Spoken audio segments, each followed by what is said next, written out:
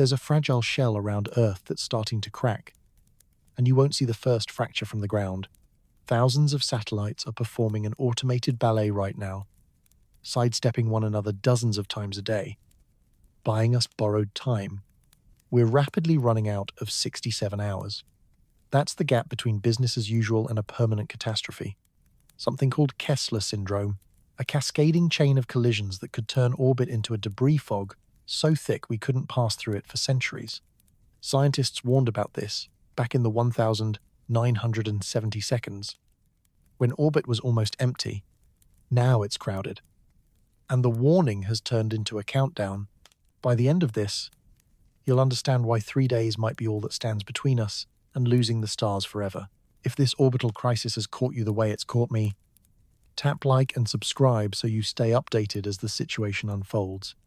Leave a comment telling me where you're watching from, what time zone you're in, and whether you think we're being told everything about how close we are to losing access to space. Part 1. 67 Hours of Silence.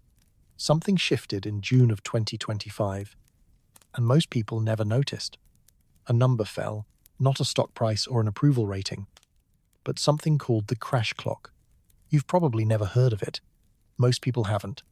But for a small community of orbital mechanics engineers and satellite operators, that number has been quietly ticking down for years.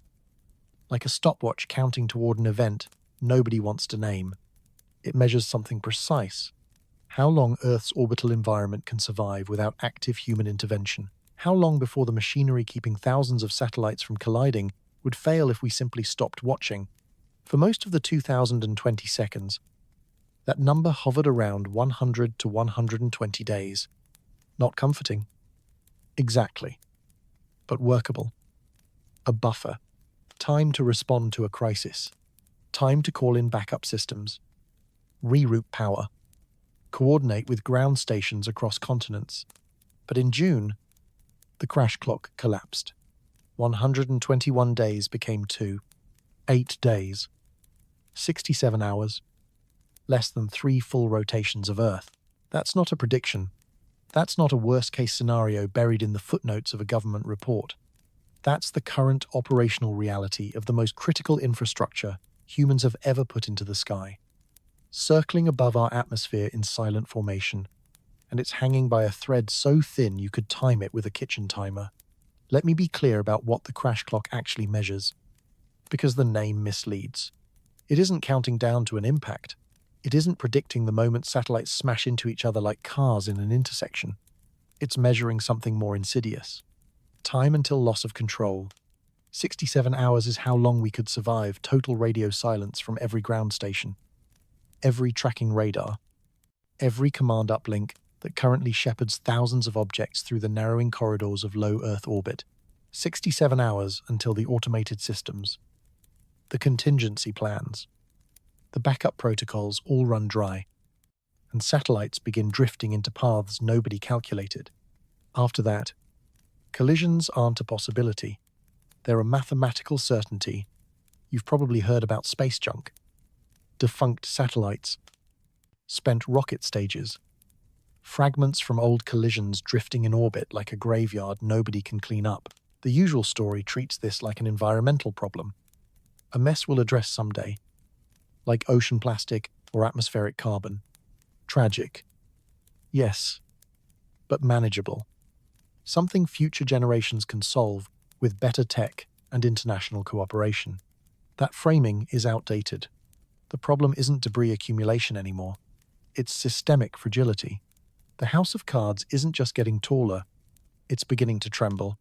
Inside NASA and the European Space Agency, the language has changed.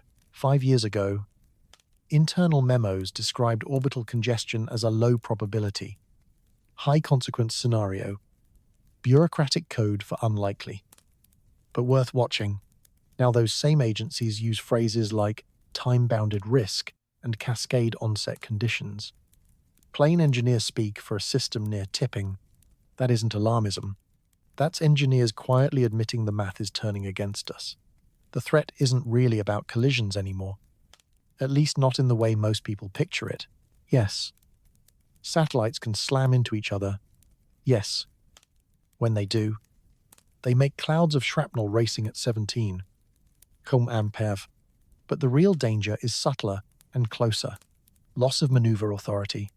Every satellite in low Earth orbit has to constantly adjust its position, sometimes multiple times per day, to avoid predicted conjunctions with other objects. Those adjustments require fuel, functioning thrusters, and intact command links to Earth. When any of those fail, the satellite becomes a drifting obstacle everyone else has to dodge. Now imagine 100 satellites losing maneuver authority inside the same 72-hour window. Imagine the tracking systems that predict conjunctions going offline during a geomagnetic storm. Imagine automated collision avoidance systems making decisions faster than humans can review them, optimizing for individual safety while destabilizing the orbital ecosystem as a whole. That's not hypothetical. That's Tuesday. We're not measuring collision probability anymore. We're measuring time to cascade. How long before a single failure triggers a feedback loop that spirals beyond our ability to manage it? The engineers who built the crash clock aren't asking if we'll lose control anymore. They're asking how fast. 20 years ago, there were roughly 700 active satellites in low Earth orbit. Today, there are more than 8.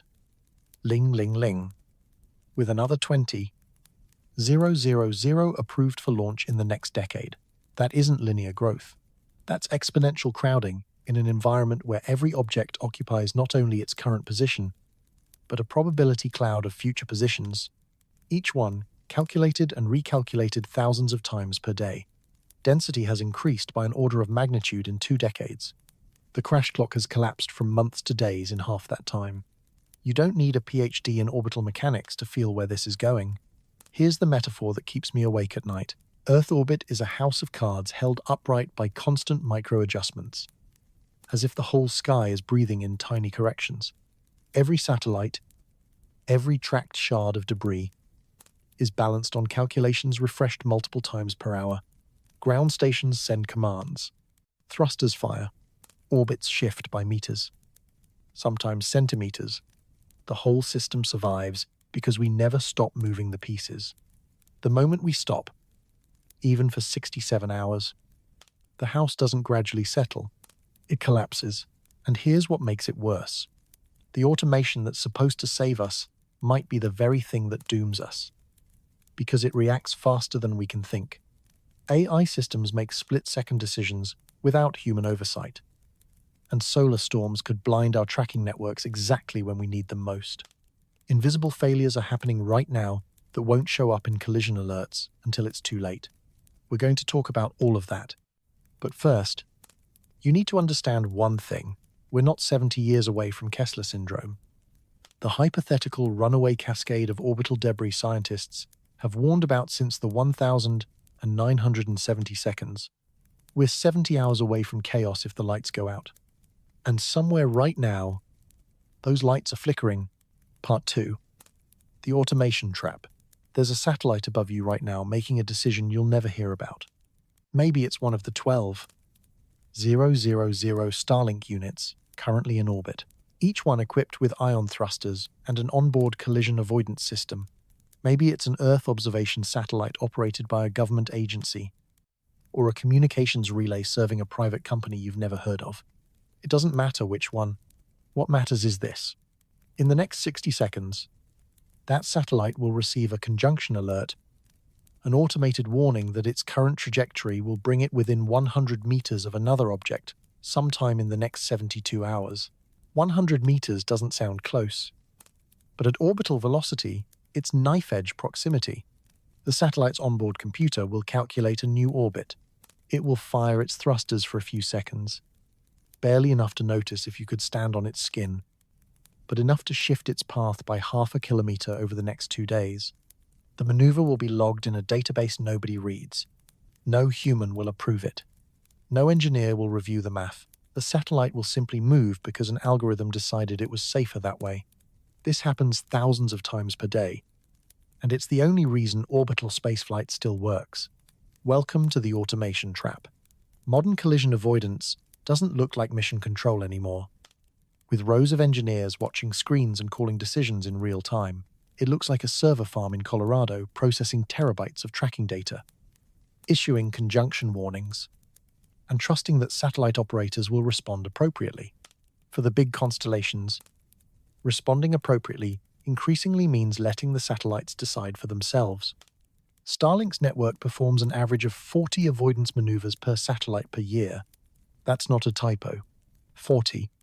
Each satellite dodges potential collisions roughly once every 9 days.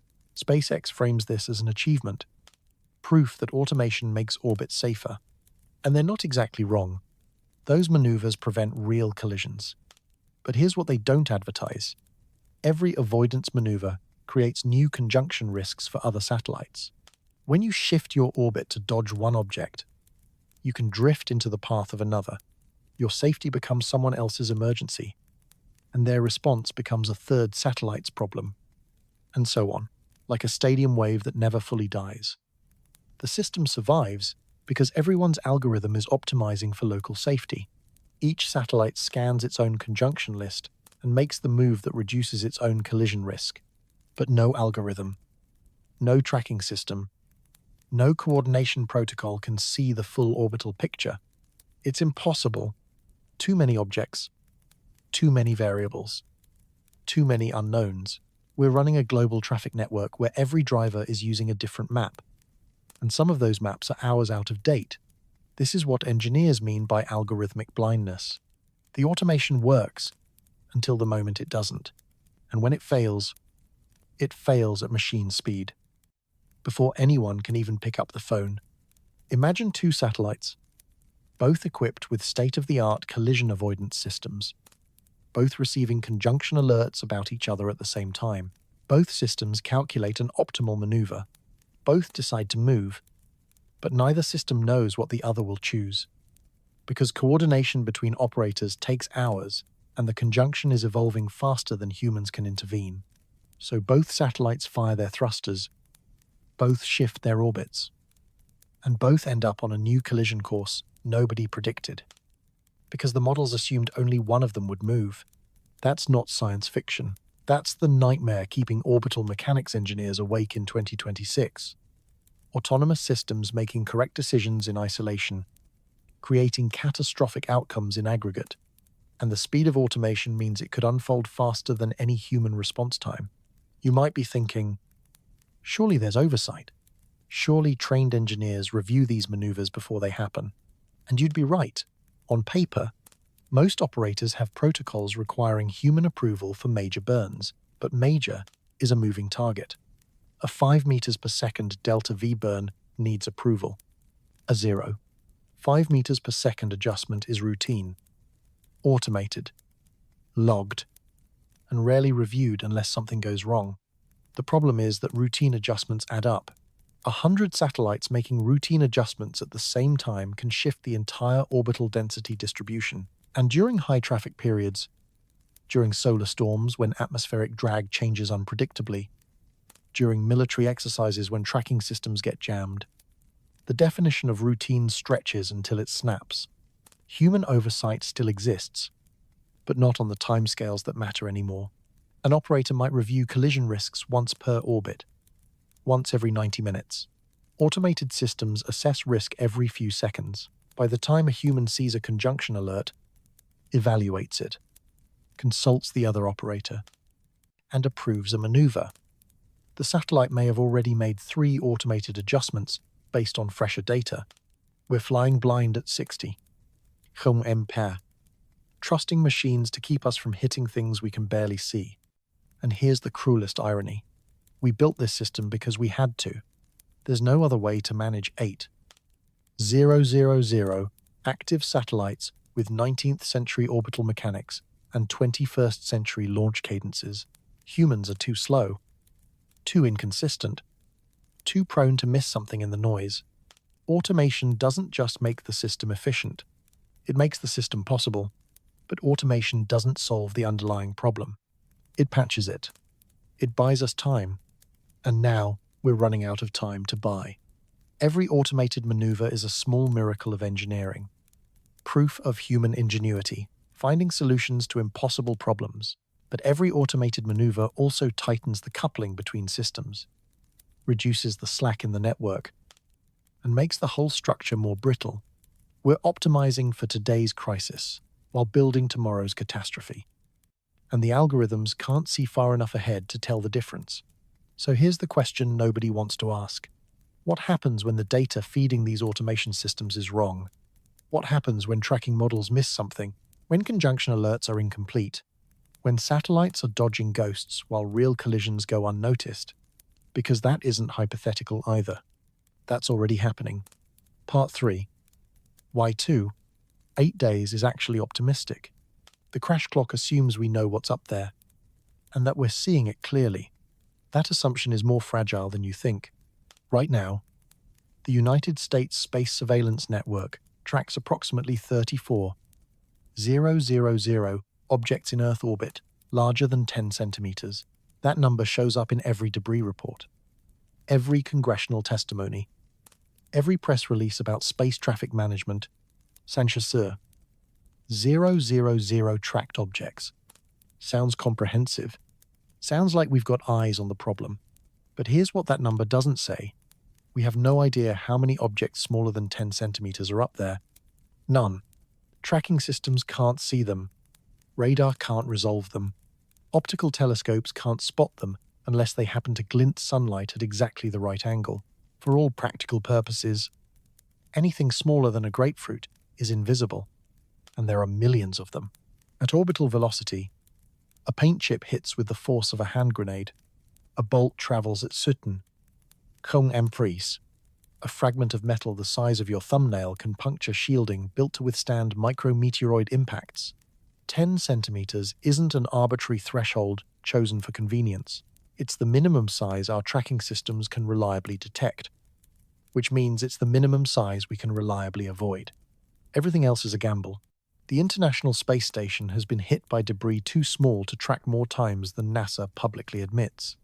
Every few months, astronauts inspect the exterior during spacewalks and find new pockmarks in the solar panels, new chips in the windows, new dents in the radiators. These aren't hypothetical risks. They're scars, and each impact is a reminder that the orbital environment we're mapping is incomplete. Now add classified objects to the equation. Military satellites that don't broadcast their positions, reconnaissance payloads that maneuver without warning, test debris from anti-satellite demonstrations tracked internally but never added to public catalogues. The Chinese anti-satellite test in 2007 created more than 3,000 pieces of trackable debris. How many pieces smaller than 10 centimeters did it create? Nobody knows. The official estimate is tens of thousands, which is bureaucratic code for "we stopped counting." Russia's anti-satellite test in November 2021 added another one, 500 trackable fragments, and forced the ISS crew to shelter in place for hours. Those fragments are still up there, crossing paths with active satellites dozens of times per day. And again, that's only the trackable pieces. Every conjunction alert is based on predicted orbits calculated from tracking data that's always slightly out of date. Satellites don't broadcast their exact positions in real time. Ground-based radar measures their location every few minutes at best. Every few hours for more distant objects. Between measurements, we extrapolate. We guess where they'll be based on where they were, accounting for atmospheric drag, solar radiation pressure, and gravitational nudges from the moon and sun. It's sophisticated guesswork, but it's still guesswork, and those guesses accumulate error. A satellite's actual orbit drifts from its predicted orbit by meters per day, sometimes kilometers over a week. That's why conjunction alerts get updated constantly. Why satellites perform those automated maneuvers we talked about.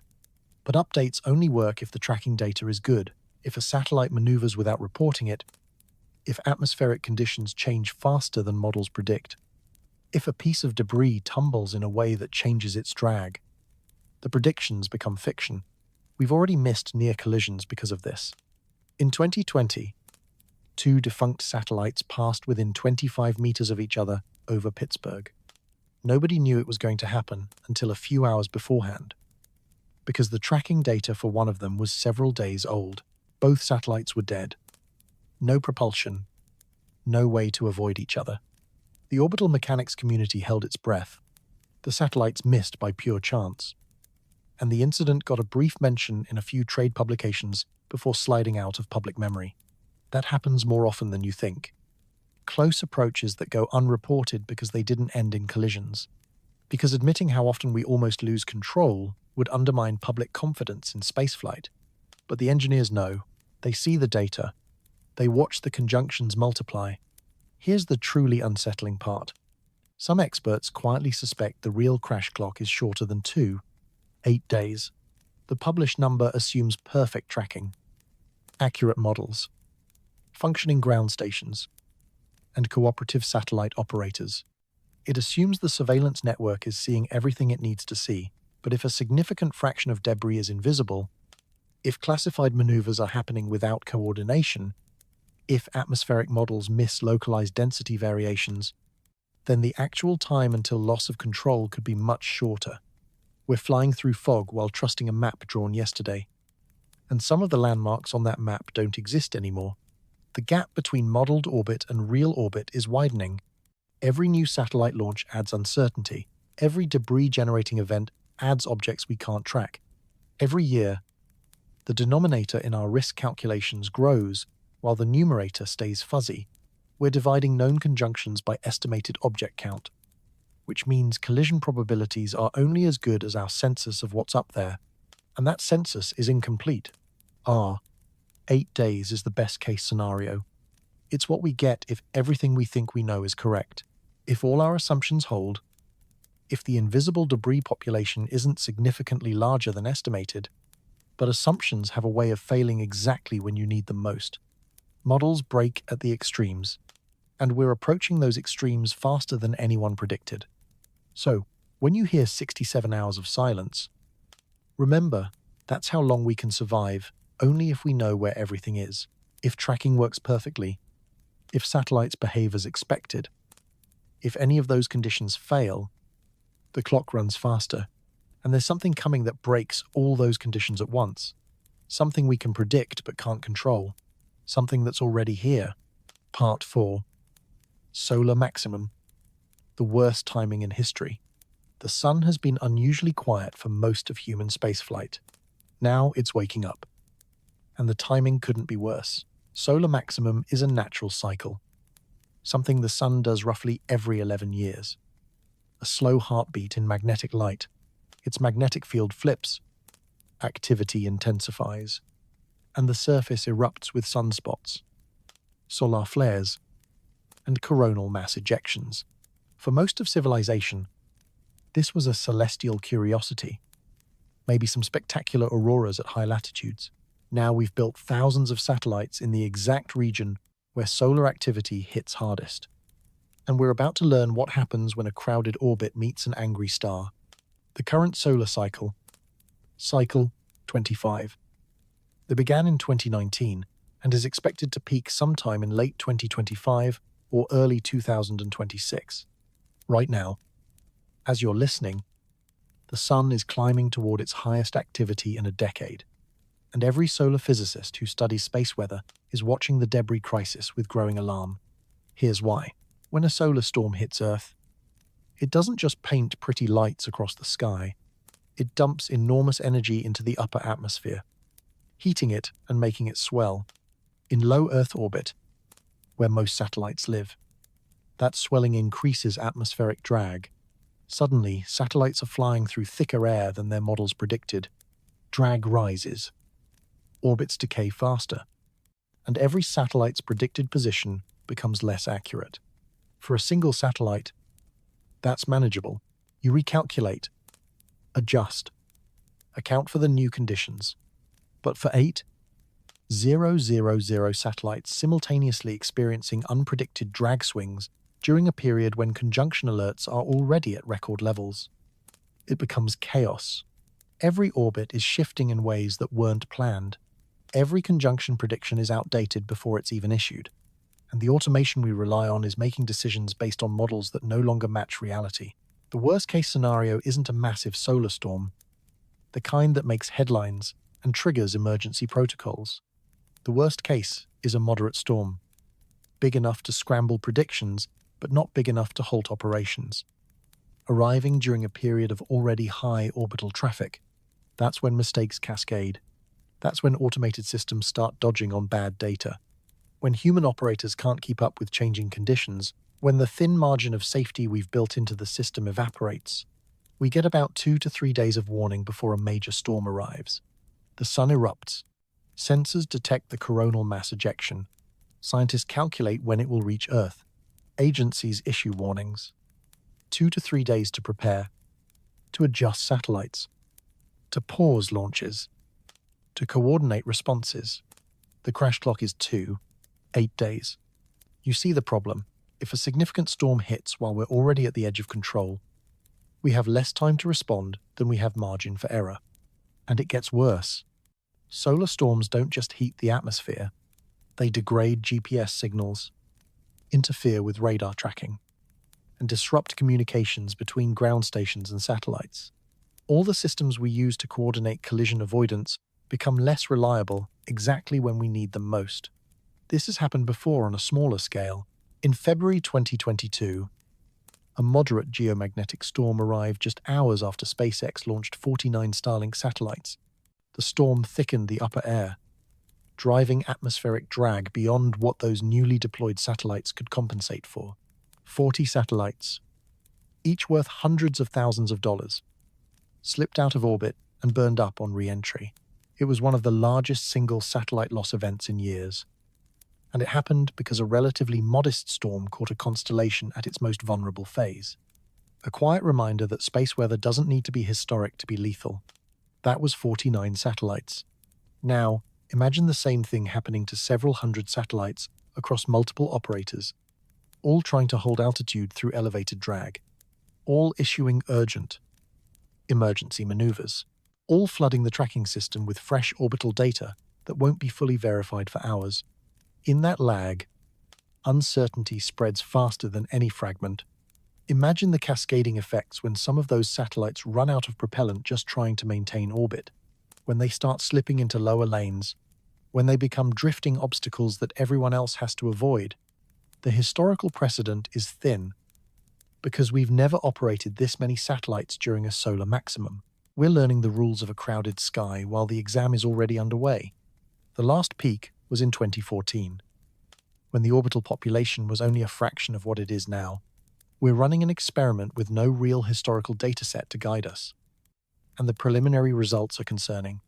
During the March 1989 geomagnetic storm, satellites experienced orbit perturbations of several kilometers. Ground tracking systems lost contact with multiple spacecraft. Some satellites tumbled out of control. That storm happened when there were only a few hundred active satellites in orbit. Today, the same kind of shove would ripple through a far denser web of orbits. Today, there are more than 8. Ling, ling, ling.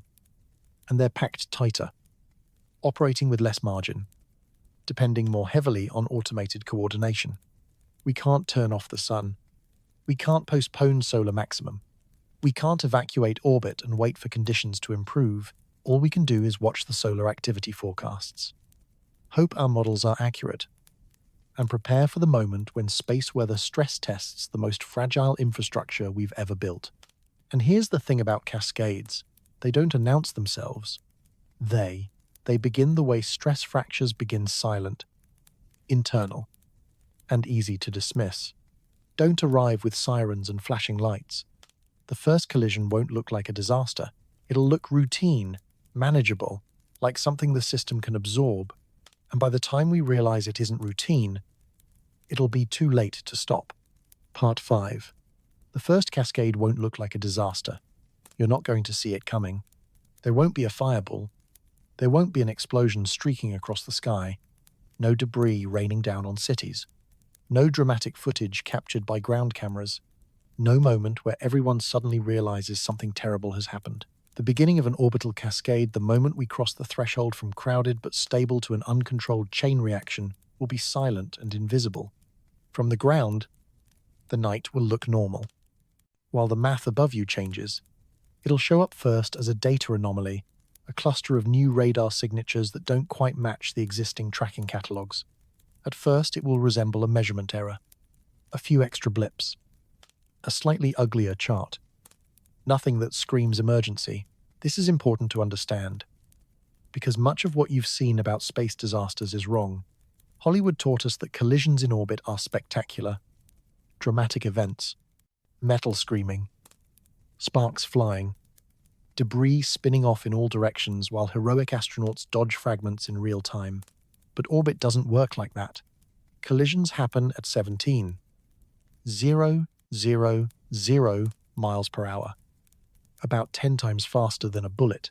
When two satellites hit each other, there's no sound, no fire, no slow-motion ballet of wreckage. There's just a brief moment of contact, and then there's shrapnel. The violence is real, but it's written in trajectories, not in flames. The debris doesn't explode outward. It spreads. Each fragment continues along its own orbital path, and those paths fan out over time, becoming a widening cloud. Some fragments speed up, some slow down, some get kicked into higher orbits, some into lower ones. Like dust in a slow swirl, the cloud expands until it touches everything. Within hours, what was two satellites becomes hundreds of trackable pieces and thousands of untrackable fragments, spreading across different orbital planes, each one a new collision hazard for every other object nearby. And here's the critical detail. Radar systems won't immediately realize what happened. They'll see new signatures, new objects, where there weren't any before. But confirmation takes time enough for the first wave of fragments to make new appointments with other satellites. Operators need to correlate observations from multiple ground stations, rule out sensor errors, and calculate initial orbits for the new debris. That process takes hours, sometimes days, for smaller fragments. By the time we confirm that a collision occurred, some of those fragments will have already crossed paths with other satellites. The early collisions will look manageable in isolation. Systemic failure rarely arrives wearing a label. Two defunct satellites that were already scheduled for deorbit collide over the Indian Ocean. Tragic. Expensive.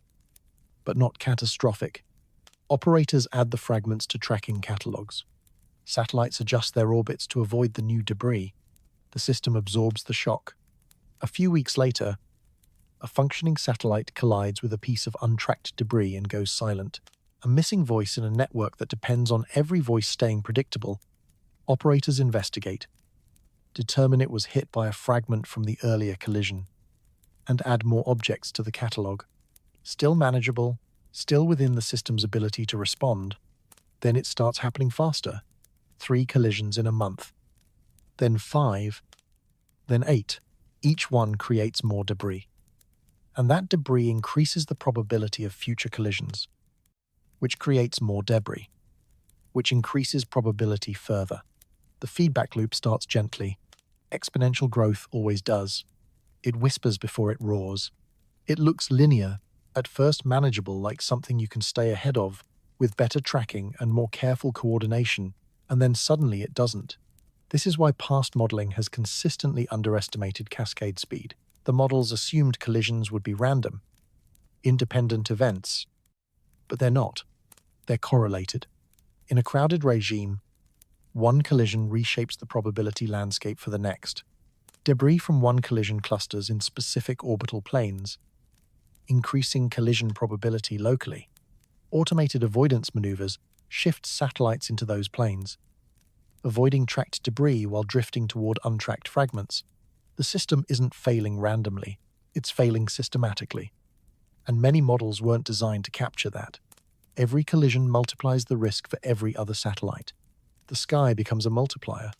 If you have 10, 000 objects in orbit and 2 collide, you now have 10, 000 plus however many fragments that collision created, maybe 100 trackable pieces and 1,000 smaller ones. Collision probability goes up. It might be only 1%. Doesn't sound like much, but if collisions start happening weekly instead of yearly, that 1% compounds. Compounding is patient, and it does not care about budgets or schedules. 10 collisions add 10%. 100 collisions add 100%. You've doubled the collision risk, which doubles the collision rate, which doubles the risk again. Mathematicians call this a runaway cascade. Engineers call it Kessler Syndrome. But those names make it sound like a single event, a threshold we cross, and then it's over. The reality is messier. It's a slow tipping, not a single snap. A cascade isn't a moment, it's a process. It's a gradual increase in collision frequency that slowly, then suddenly, overwhelms our ability to respond. There's no clear line between crowded but stable and cascading out of control. There's just a zone of ambiguity where every expert has a different opinion about whether we've already crossed over. And while we argue about thresholds, the object count keeps climbing. Some researchers think the critical threshold is around 15. 000 objects in low Earth orbit. Others say 20. Ling. A few argue we're already past it, that the cascade has technically begun, but it's happening so slowly we don't recognize it yet. 1 collision per year becomes 2 per year, becomes 4 per year. And by the time we realize the rate is accelerating, we're too deep into the feedback loop to stop it.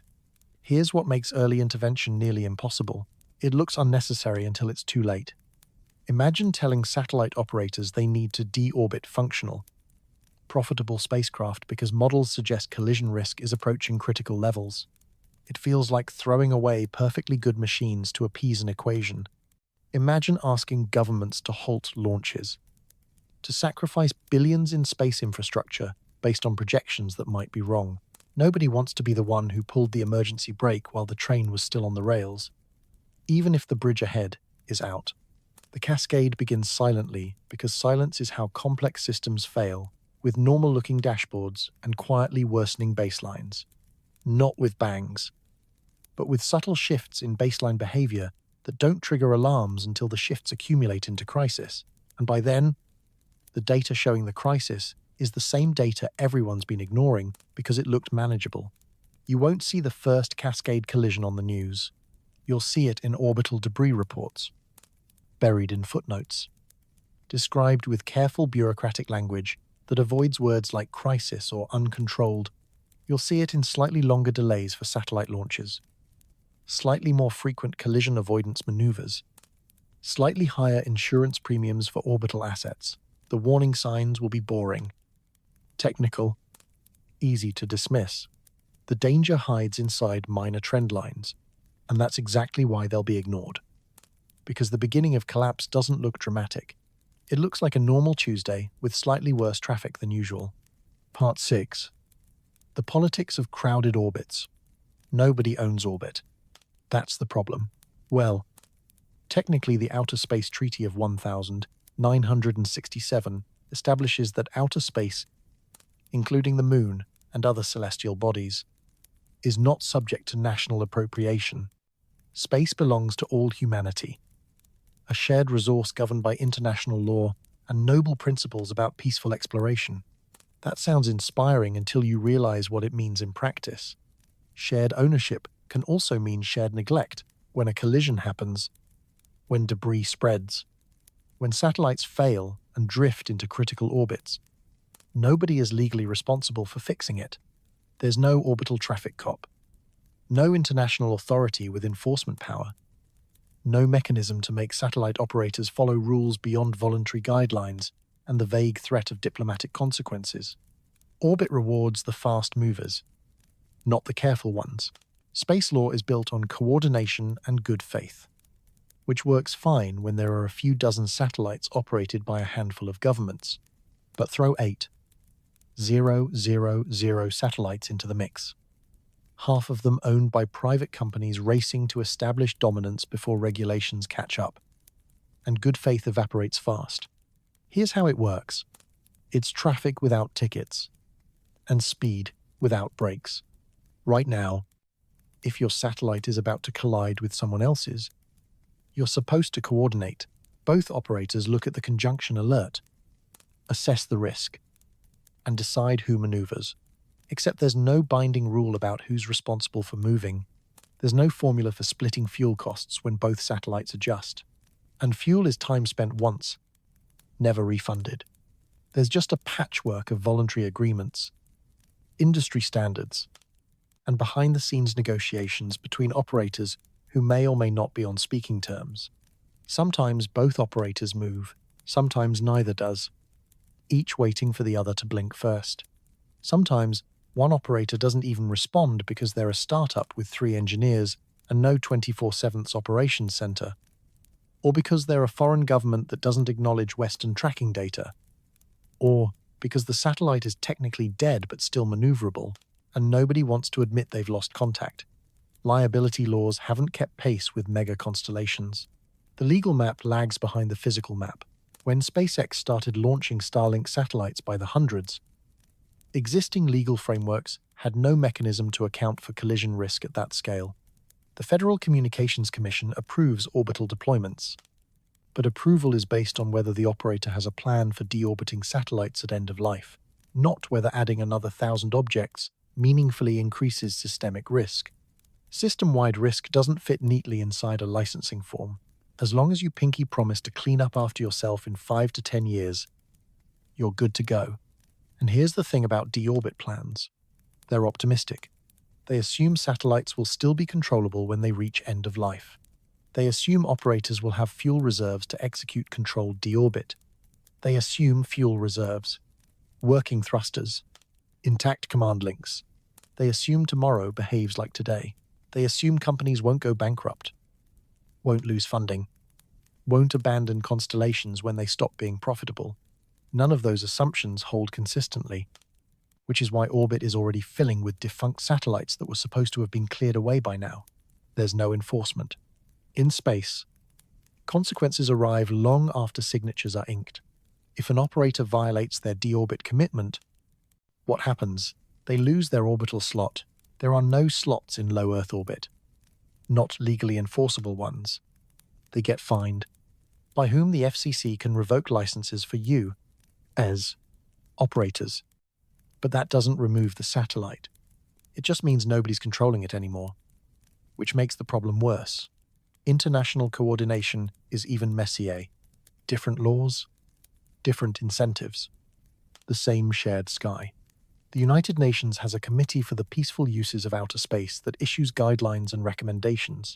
None of them are binding. The Interagency Space Debris Coordination Committee brings together space agencies to share best practices, voluntary best practices. Meanwhile, national governments approve launches based on domestic interests, economic considerations, geopolitical posturing, and very little concern for whether their satellites might complicate orbit management for everyone else. This is the tragedy of the commons playing out at 17,000 miles per hour. Every launch is rational in isolation and reckless in aggregate. Operator benefits individually from launching more satellites. Every satellite generates revenue, enhances capabilities, establishes market position, but every additional satellite increases collision risk for the entire system. The costs are socialized. The benefits are private. And there's no mechanism to force operators to internalize the externalities they're creating. It gets worse during crisis. Let's say a significant debris cloud forms from a collision and threatens multiple constellations. Who coordinates the response?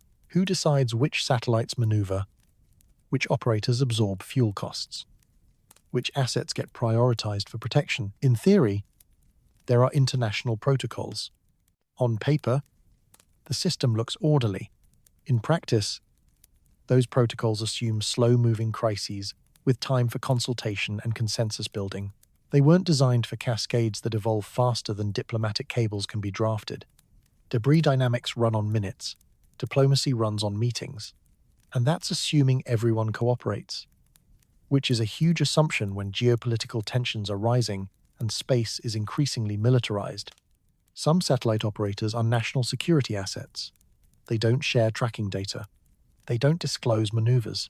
They operate under classification frameworks that make coordination with civilian operators legally complicated. When a military satellite is on a collision course with a commercial satellite, the negotiation gets weird fast. Then there's regulatory capture. Influence bends rules long before physics does. The agencies responsible for approving launches and enforcing space traffic management are often the same agencies promoting national space industries. NASA wants U.S. companies to succeed. The FCC wants to encourage innovation and competition. The European Space Agency wants to keep Europe relevant in commercial space. None of them want to be the regulator that killed a promising startup by imposing strict debris mitigation requirements.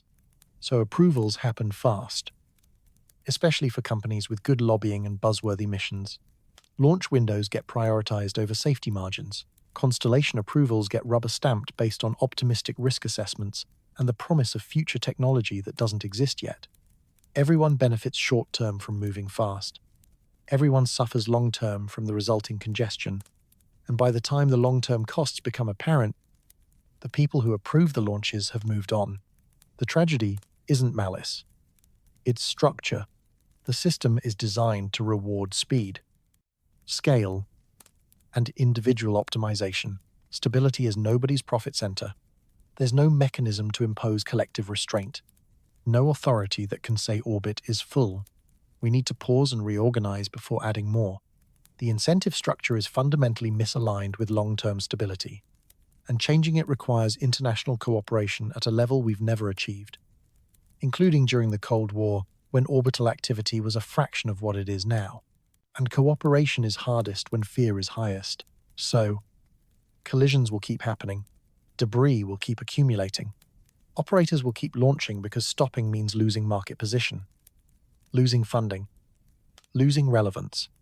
And when the cascade starts, when the collision rate crosses from manageable to uncontrolled, the political response will be blame, recriminations, emergency meetings that produce no binding commitments, and a lot of earnest statements about the need for future coordination. By then, the ghost fleet will be too big to ignore. A drifting census of everything that went wrong. Part 7. Zombie satellites and the coming ghost fleet. There's something worse than a dead satellite.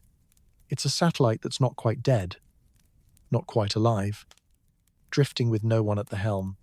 The official term is non-responsive spacecraft, which is bureaucratic code for we're not sure what's happening up there. But engineers call them zombies, and the name fits. They haunt predictions. These are satellites that still have power, still have functioning components, but have lost the ability to receive or execute commands reliably. Maybe their communication system failed. Maybe their attitude control malfunctioned. Maybe they're tumbling slowly, solar panels no longer pointed at the sun, battery power fluctuating as they spin through day and night cycles. They're not debris. They're not predictably inert. They're the worst kind of object, uncertain. They're somewhere in between. And that makes them uniquely dangerous. Here's why. A dead satellite behaves predictably. Its orbit decays at a calculable rate based on its mass, surface area, and atmospheric drag. You can track it, model its future positions with reasonable confidence, and plan around it. The danger is calculable. It's still a hazard, but it's a known hazard. A zombie satellite doesn't behave predictably. It might fire its thrusters sporadically when solar panels catch enough light to charge the battery. It might tumble, changing its drag profile and orbit in ways models don't expect, nudging its orbit in ways models don't anticipate. Small deviations that turn into big headaches. It might respond to commands intermittently, executing maneuvers hours or days late after everyone assumed it was permanently unresponsive. Partial failures are worse than total failures because they break the assumptions that tracking systems rely on. When the space surveillance network sees a satellite in an unexpected position, analysts have to decide, did it maneuver intentionally? Is it tumbling? Did atmospheric drag change? Is the tracking data wrong? Each anomaly requires investigation. But there are more anomalies than analysts, and the number is growing. Satellite operators don't always admit when they've lost control. Sometimes it's gradual. Communication becomes intermittent, then rare, then non-existent. The satellite might still be functioning autonomously, executing its last programmed commands, slowly drifting out of its assigned orbit. By the time an operator publicly declares the satellite non-responsive, it's been a ghost for months, quietly complicating conjunction analyses for everyone else. Other times, it's catastrophic. A power system fails, attitude control shuts down, and the satellite starts tumbling. Once a satellite begins tumbling in orbit, Stopping it is nearly impossible without physical intervention. Angular momentum has to go somewhere, and without working thrusters or reaction wheels, there's no way to absorb it. The satellite becomes a spinning obstacle, its orientation changing constantly, its radar signature flickering, its future position increasingly uncertain. Atmospheric drag affects spinning satellites differently than stable ones. As it rotates, it presents changing surface area to the direction of travel, which means its drag varies constantly. Predictability erodes with every spin. Models assume stable orientation.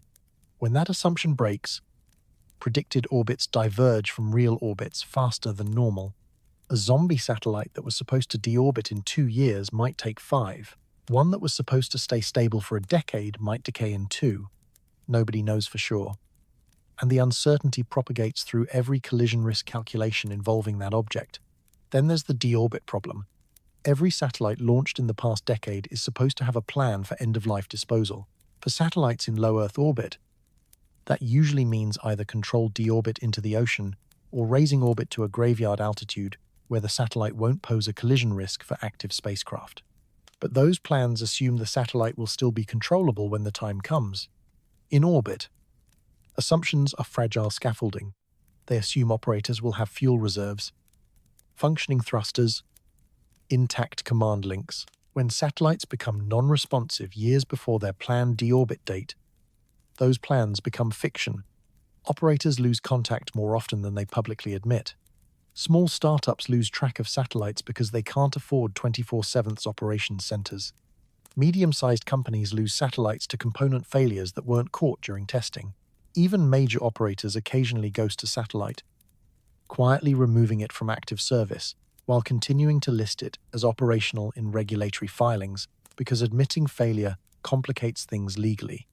Silence becomes a strategy. Nobody has comprehensive statistics on how many satellites are technically non-responsive but not officially declared dead because operators aren't required to report partial failures immediately. Some countries don't report at all, and even when reports happen, the information gets buried in technical notices that only orbital mechanics specialists read. The public story stays calm. The ghost fleet is growing. Not only with old satellites from the shuttle era, though those are still up there, but with recent launches. Satellites with modern technology that failed anyway. Because space is hard, and quality control is expensive, and launch schedules are aggressive. Every year, a small percentage of newly deployed satellites fail within months of reaching orbit. Most of them were supposed to last 5 to 10 years. Now they're drifting obstacles that nobody's actively controlling. Here's what makes this a cascade accelerator. Zombie satellites confuse collision avoidance algorithms. They inject noise into systems that demand clarity. Automated systems assume objects will either maneuver predictably or not maneuver at all. Zombies do both, unpredictably. When a conjunction alert goes out involving a zombie satellite, operators can't coordinate with the other party because there is no other party. They have to assume worst-case maneuvering, which means more aggressive avoidance burns, which uses more fuel, which brings forward the date when their satellite becomes a zombie too. A slow contagion, and the really uncomfortable question nobody wants to answer. How many satellites currently listed as operational are actually semi-responsive? How many constellations include birds that only sometimes follow commands? Birds that operators quietly insist still work because admitting failure affects stock prices, regulatory standing, or national prestige. The incentive to quietly let a broken satellite drift and hope it doesn't cause problems is significant, especially when admitting loss of control might trigger liability questions or regulatory reviews. We're building a fleet of orbital ghosts, quietly, year by year.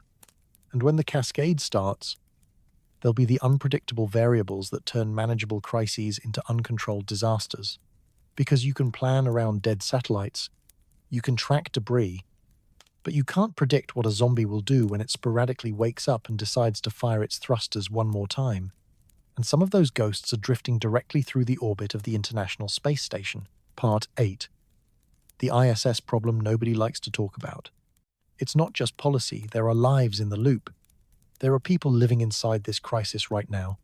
The International Space Station orbits at roughly 400 kilometers altitude, right in the middle of the most congested zone of low Earth orbit. That altitude was chosen decades ago for good reasons. Low enough for affordable resupply missions, high enough to avoid atmospheric drag that would require constant reboost, a compromise made for a simpler sky. But in 2026, that altitude is also the exact region where debris density is highest, where mega constellations operate, where collision risk is accelerating fastest. The astronauts aboard the ISS aren't watching the orbital crisis from a distance. They're living inside it. NASA tracks every piece of debris larger than 10 centimeters that might come near the station. Smaller threats slip through like grit in a wind. When a conjunction is predicted within a certain threshold, the protocol is clear maneuver, the ISS if there's time, or shelter the crew in the Soyuz capsules if there isn't. Close the hatches. Strap in. Wait. Sounds reasonable. Sounds like the system works. But here's what that protocol doesn't advertise. Those shelter-in-place events are becoming more frequent. 5 years ago, the ISS performed debris avoidance maneuvers a few times per year. Now it's several times per year. Trending upward. The threshold for what counts as dangerous keeps getting recalibrated lower as tracking improves and models update. Which means yesterday's monitor, but don't maneuver conjunction, is today's emergency. And, for every maneuver, there are dozens of close approaches that came within the margin of safety, but didn't quite cross the line. Those don't make headlines. They're logged, analyzed, and filed away while the station continues operating. Routine courage. Repeated. The ISS has shielding designed to handle impacts from micrometeoroids and small debris. Whipple shields layers of material spaced apart, so incoming objects shatter on the first layer and spread out before hitting the main hull. They work up to a point. That point is roughly 1 centimeter at orbital velocity. Past that, probability turns cruel. Anything bigger punches through. Anything smaller gets fragmented, but might still cause damage. The shielding protects against the constant rain of tiny particles. But it's not armor. It's statistical protection designed to handle expected impact rates based on debris models from the 1,990 seconds. A different era's estimate of normal. The debris environment has changed since those models were built. The small stuff, the fragments below the tracking threshold, has multiplied. Every collision creates more of it. Every aging satellite sheds more of it.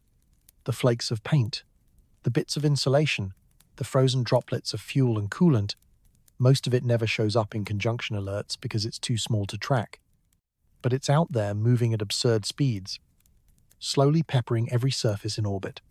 Astronauts inspect the station during spacewalks and find evidence of these impacts constantly: windows with chips, solar panels with holes, radiators with dents that shouldn't be there. Each impact is minor individually, but they add up. The station's structural integrity is slowly being sandblasted by debris too small to avoid, and there's no way to know if one of those tiny impacts might hit something critical. A cooling line, a power cable, a pressure seal. Most impacts happen in empty space, hitting non-critical surfaces. Eventually, one won't, and you don't get to choose which one. Now, consider evacuation scenarios. If a major debris event occurs, if a collision nearby creates a cloud of fragments heading toward the station, the crew needs to get into their spacecraft and potentially undock. That requires clear trajectories for both ascent and descent. Even a rescue needs a clear road. It requires functional spacecraft, which requires that the spacecraft weren't damaged by the same debris cloud threatening the station. It requires ground support, communication, tracking data, and mission control coordination. All of that falls apart during the exact kind of cascading crisis that would trigger evacuation. Here's the nightmare scenario that keeps ISS program managers awake. A plan that fails because the path closes. A significant collision occurs in the station's orbital plane, creating a debris cloud dense enough that continued habitation becomes too risky. The crew evacuates, but the debris field also blocks safe launch trajectories for resupply missions. The station has months of consumables aboard, but without resupply. That clock runs out. Air, water, power numbers on a shrinking list. And if the debris field doesn't clear faster than consumables deplete, the station becomes uninhabitable, not because of a direct hit, but because we can't reach it anymore. That scenario isn't wild speculation. It's based on actual debris cloud modeling from past collisions. The numbers are cold, and they persist, even without a headline. The risk is real. When China's 2007 ASAT test happened, it didn't just destroy a target in space, it created a debris field that threatened the International Space Station for months afterward. The station had to maneuver around that spray repeatedly. If that intercept had occurred in a slightly different orbit, or if the fragments had dispersed along different planes, the station might have been temporarily unreachable. The Iridium-Cosmos collision in 2009 added another persistent debris cloud. Those fragments are still up there, still crossing paths with the ISS regularly. Every major debris-generating event adds another layer of hazards the station has to navigate around indefinitely. And the station is aging. It was designed for a 15-year lifespan. It's now more than 25 years old, operating on extended mission timelines because there's no replacement. Components fail, get repaired, fail again, and backup systems quietly become the main ones. The structural integrity margins that existed at the beginning of the program have eroded. The station was built with redundancy, but redundancy has limits. At some point, you run out of backup systems. ISS risk is underplayed publicly because admitting the station is increasingly vulnerable would undermine public support for crewed spaceflight. But the engineers know. They see the conjunction alerts multiply. They watch the debris density creep upward. They calculate time to impact probabilities and compare them to historical baselines.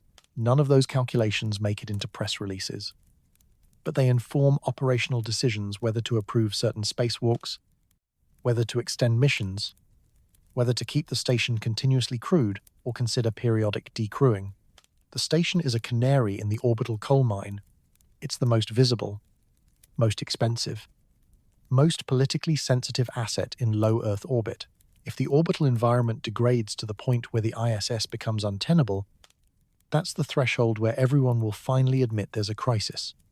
But by then, the cascade will already be underway, and admitting it won't stop it. And some researchers think it might already be too late to stop even now. Part 9 is the cascade already unstoppable. There's a question nobody wants to ask out loud. What if we've already crossed the threshold? Not, what if we're approaching a dangerous point? But what if we passed it years ago and we're only now realizing it? What if the cascade isn't coming? What if it's here, unfolding slowly enough that we mistake early-stage exponential growth for random fluctuation? This is where the science gets uncomfortable, because the data doesn't give clean answers. Orbital debris researchers have spent decades trying to identify the critical density threshold, the point where collision rates become self-sustaining even without new launches. That threshold exists somewhere. The math proves it.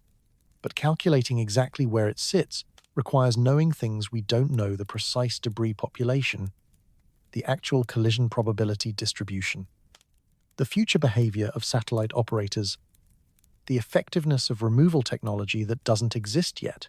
The original Kessler calculations from 1978 suggested we had decades before reaching critical density. Those calculations assumed roughly constant launch rates and incremental growth in orbital population. They didn't anticipate mega constellations. They didn't account for the sudden explosion in launch cadence that began in the mid-2010 seconds. The models have been updated continuously, incorporating new data, refining assumptions, narrowing uncertainty ranges. But models are only as good as their inputs, and some of those inputs are guesses. Here's the uncomfortable part. Some updated models suggest we've already passed the threshold in certain orbital shells. Not everywhere, but in the bands around 800 to 1,000 kilometers altitude, where debris persists for centuries and collision probability is highest. In those regions, collision rates might already be self-sustaining. Each collision creates more debris than natural decay, and active removal can eliminate. The population grows. Collision probability increases. And even if we stopped launching tomorrow, collisions would continue increasing for decades. That's the hypothesis. It's not consensus. Some researchers push back, arguing the models are too pessimistic, that they overestimate debris creation rates and underestimate natural decay. They point to the fact that we haven't seen runaway collision rates yet as evidence that we're still below the threshold. But others counter that exponential growth always looks linear at first. The fact that collisions are still relatively rare doesn't mean we're safe. It means we're in the early phase. Think about compound interest. If you start with $1 and double it every year, after 5 years you have $32. Noticeable, but not alarming. After 10 years, you have over $1. Ling ling ling. After 15, over $30. Ling ling ling. After 20, over $1 million. The growth rate doesn't change, but the absolute numbers go from manageable to crisis, seemingly overnight. Because that's how exponential growth works. You spend most of your time in the phase where it doesn't look scary yet. Controlled deorbit is the primary strategy for preventing a cascade. Remove defunct satellites before they collide. Actively clean up debris. Reduce the population below critical density. Companies are developing removal technology nets, harpoons, robotic arms, lasers to nudge objects into lower orbits. Some of these technologies are being tested. None are deployed at scale. And here's the brutal math. Even the most optimistic removal projections suggest we could remove maybe 5 to 10 objects per year once the technology matures. We're adding thousands of satellites per year. Even if we stopped launching, natural collisions and aging satellites create dozens of new debris-generating events annually. We're not keeping pace. We're not even close. Removal technology is advancing, but it's advancing at human speed, while the problem accelerates at exponential speed. Some researchers argue we'd need to remove debris faster than we're creating it, which would require removing hundreds of objects per year. The technology to do that doesn't exist. It might not be economically feasible even if it did. Each debris removal mission costs tens of millions of dollars. Clearing orbit would cost trillions. With no obvious funding source and no international coordination framework to decide who pays. So we're left with a question that has no comfortable answer. If we're already past the tipping point, if collisions are already self-sustaining in some orbital shells, what do we do? Do we admit it publicly and trigger panic? Do we quietly shift resources toward mitigation, accepting that we'll lose access to certain orbits? Do we accelerate removal efforts knowing they're inadequate just to say we tried? The uncertainty is its own form of danger. We're making decisions about orbital operations, constellation deployments, and space policy based on models that might be wrong. If we're actually safe, then aggressive intervention looks like overreaction, wasted resources, unnecessary economic sacrifice. But if we've already crossed the threshold, then continuing business as usual accelerates disaster. Here's the most unsettling part. Even experts disagree on how to interpret the data we have. At conferences, in technical papers, during closed-door discussions at space agencies, researchers present radically different conclusions from the same data sets. Some see concerning trends that demand immediate action. Others see noise and call for better measurement before making policy recommendations. The disagreements aren't about science. They're about how to assess risk when uncertainty is high and the stakes are existential for spaceflight. The psychological fallout from this uncertainty is significant. If the cascade is already unstoppable, then every satellite launch, every new constellation, every orbital maneuver is just rearranging deck chairs. But if we're not past the threshold yet, then those same actions matter enormously. We're flying blind, making trillion-dollar decisions based on models that might be fundamentally wrong about where we are in the timeline. And while we debate, while we wait for better data, while we argue over whose model is more accurate, the night sky is changing. Part 10, the night sky will change. One night, maybe in 5 years, maybe in 10. You'll look up and notice something strange. A glint where there shouldn't be one. A moving point of light that isn't a satellite passing overhead, but something smaller, closer, tumbling, and then another and another. Not a catastrophic display, not a meteor shower, just occasional flashes as fragments of orbital debris catch sunlight during their slow descent through the atmosphere. By the time debris becomes visible from the ground, it's already too late. Glints are reflections from objects large enough to see, but too small to matter individually. What matters is the number. When you start seeing them regularly, when they become a normal part of the night sky instead of a curiosity, that's when you'll know the orbital environment has fundamentally changed, and you won't be able to unsee it. Astronomers are already dealing with this. Orbital debris doesn't just threaten satellites, it threatens ground-based astronomy.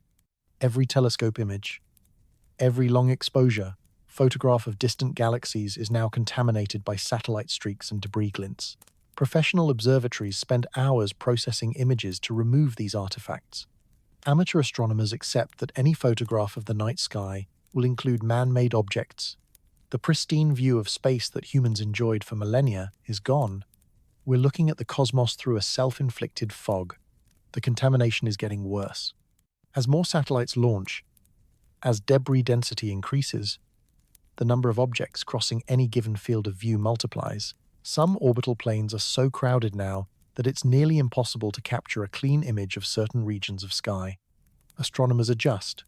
They use image processing algorithms to filter out satellites.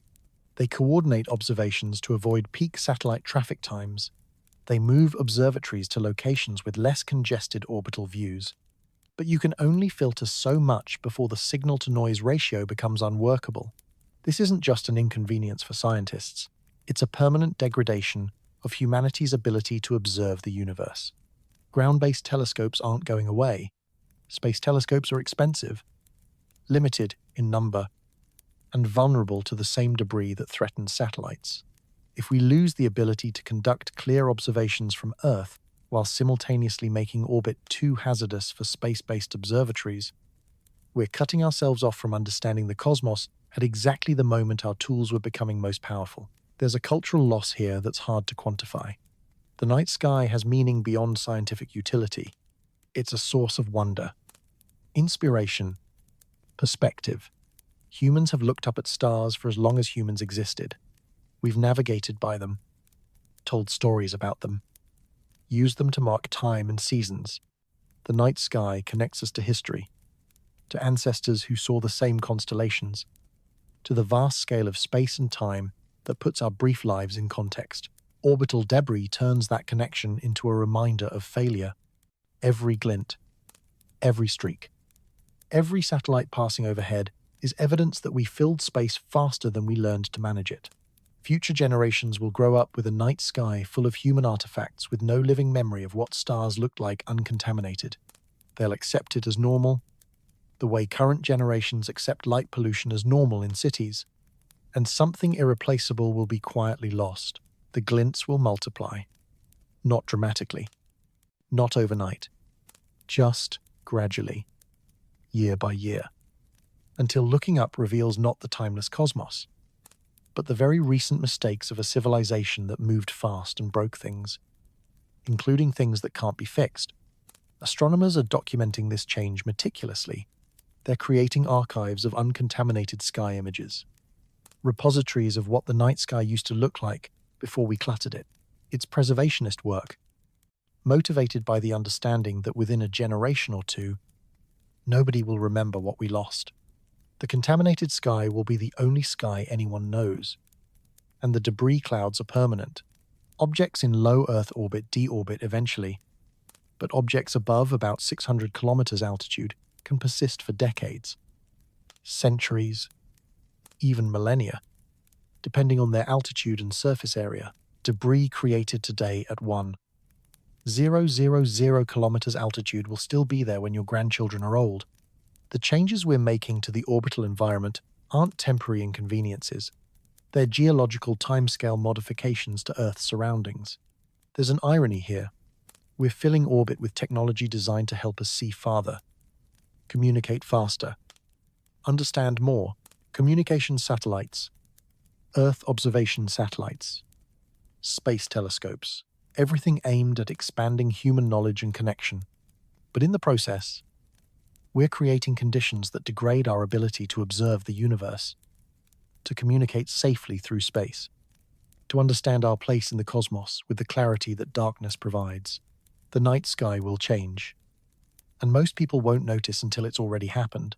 By then, the question won't be, how do we prevent this? It'll be, how do we explain to our children what we did to the stars? But the orbital crisis is just the beginning. It's the first system failure of a particular kind, and that pattern is spreading. Part 11: AI is running more infrastructure than we admit. Here's something uncomfortable. The same dynamics destabilizing orbit are destabilizing everything else. Artificial intelligence isn't just automating satellite collision avoidance.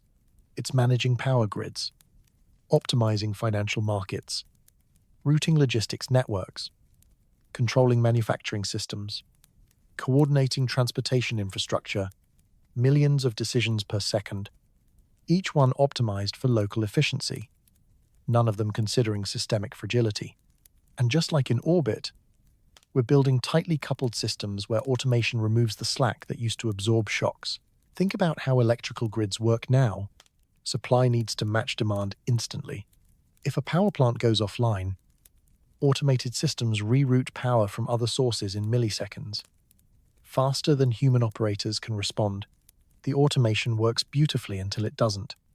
Until multiple plants fail simultaneously, or demand spikes unpredictably, or someone makes a configuration error that propagates through the network before anyone notices.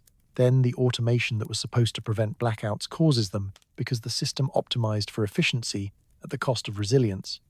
This is the same algorithmic blindness we see in orbit. AI systems optimize what they're designed to optimize. Minimize energy costs, maximize throughput, reduce latency. They're not designed to optimize for stability under extreme conditions, because extreme conditions are rare and training data doesn't include them. The systems work perfectly 99.9% of the time, which creates confidence, which leads to removing human oversight, which means nobody's watching when that 0.1% happens. Financial markets are even more tightly coupled. High-frequency trading algorithms make thousands of trades per second, responding to price movements faster than any human can perceive. Most of the time, this adds liquidity and improves price discovery. But occasionally, algorithms interact in unexpected ways, creating flash crashes where billions in value evaporate in seconds, then reappear once the systems stabilize. These events are bizarre, inexplicable, and ignored because they resolve quickly. But they're warnings. They show that nobody, not even the engineers who design the systems, fully understands what happens when algorithms start making decisions faster than humans can intervene. The pattern is everywhere. Optimize for performance. Remove human judgment. Trust automation. Discover that complex systems fail in complex ways that nobody predicted. And because failures are rare, because most days the automation works flawlessly, we keep building more of it. We keep removing slack, reducing buffers, eliminating redundancy that looks wasteful until you need it. Orbit is just the most visible example because satellites are expensive and failures are dramatic. But the same fragility exists in supply chains optimized so tightly that a single shipping container in the wrong port causes global shortages. In healthcare systems where hospital capacity is managed to minimize costs, leaving no surge capacity for pandemics.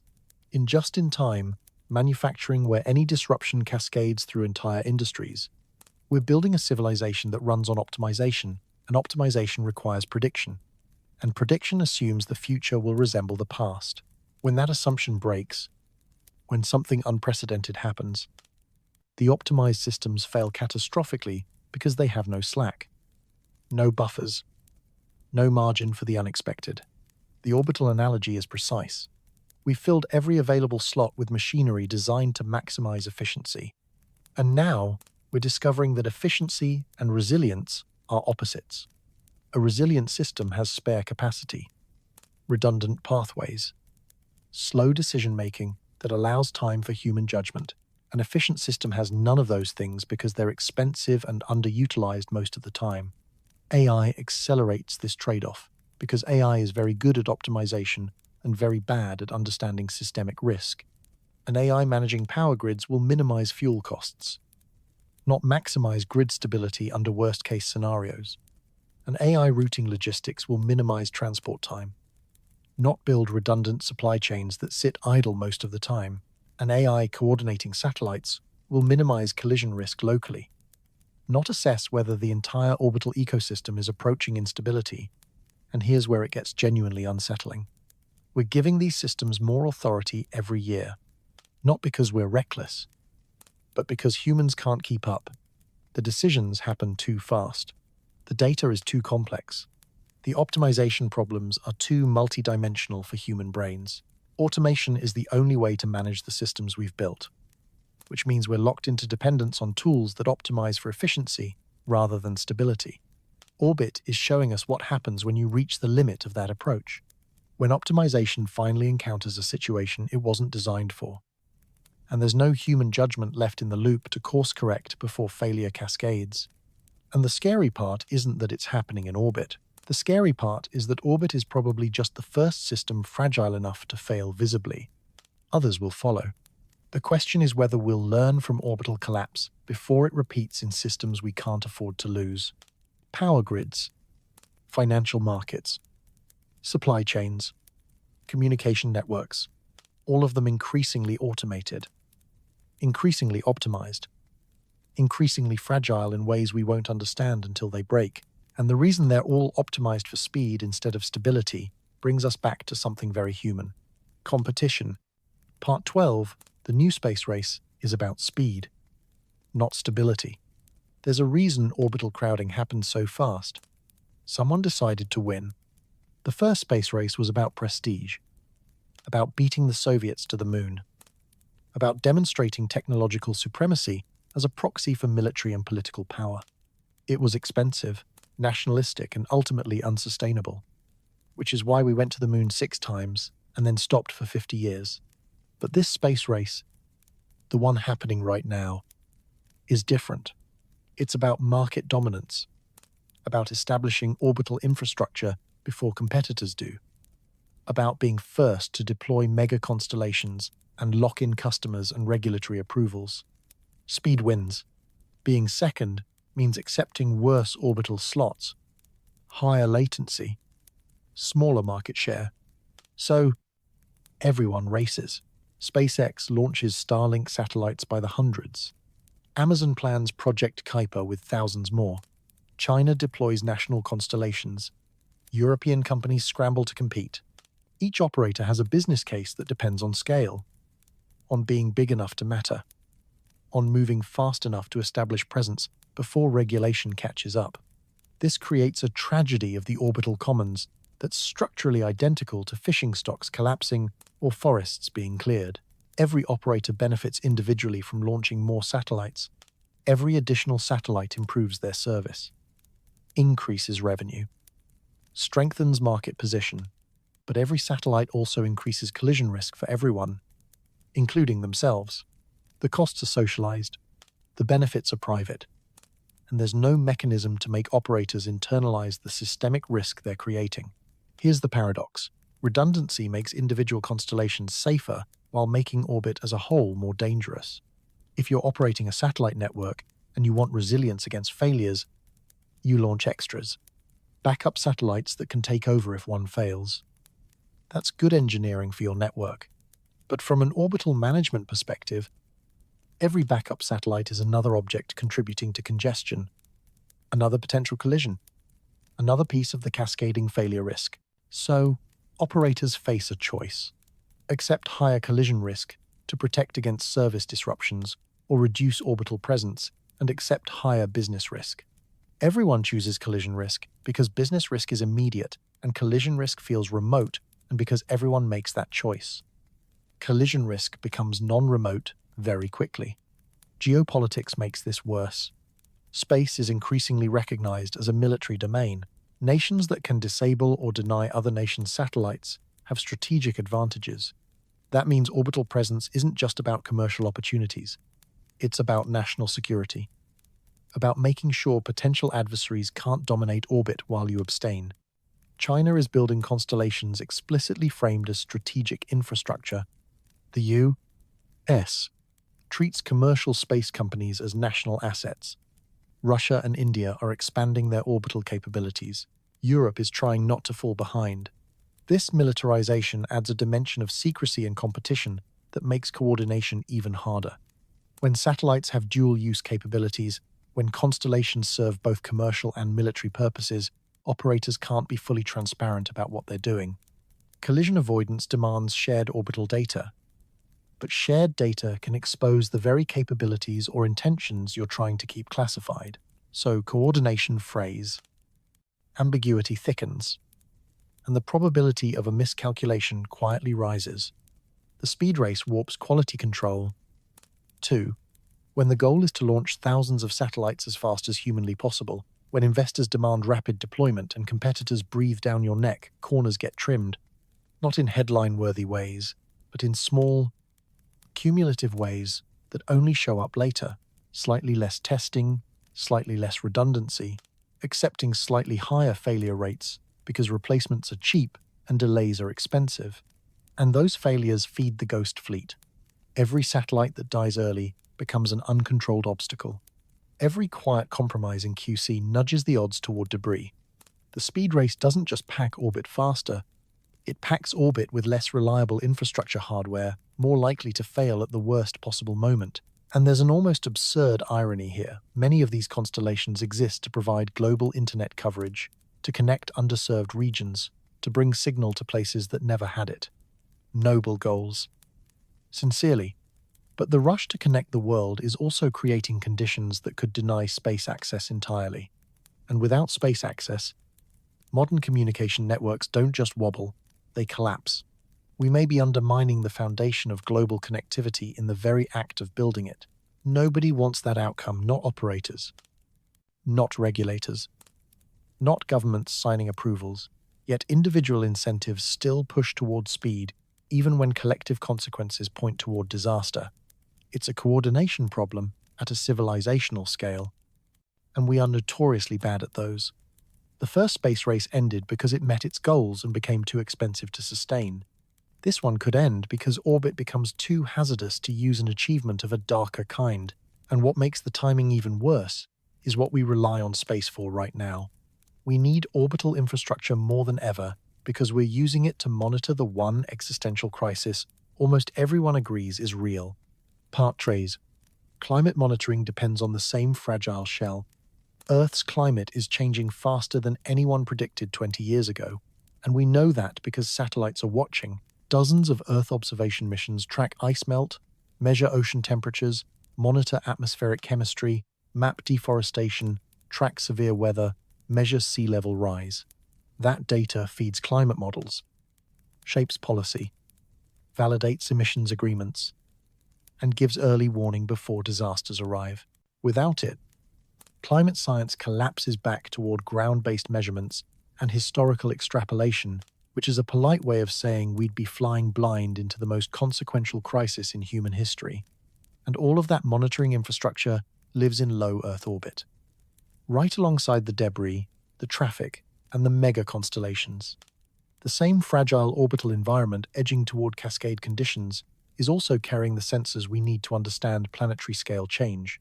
If we lose access to those orbits, we don't just lose satellite internet and GPS. We lose the ability to monitor the crisis we're trying to manage.